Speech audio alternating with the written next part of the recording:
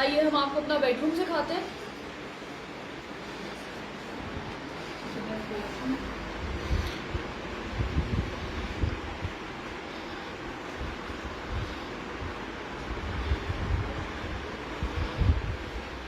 Attach washroom है सामने।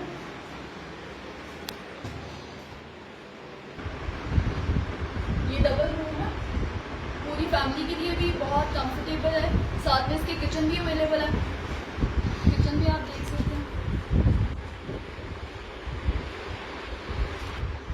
गर्म पानी की फैसिलिटी आपको 24 आवर्स अवेलेबल होगी।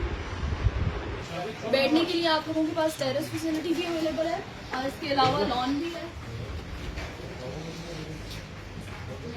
ये लॉन है और खूबसूरत लोकेशन है, आप देख सकते हैं पहाड़ों के बिल्कुल दरमियान में है ये।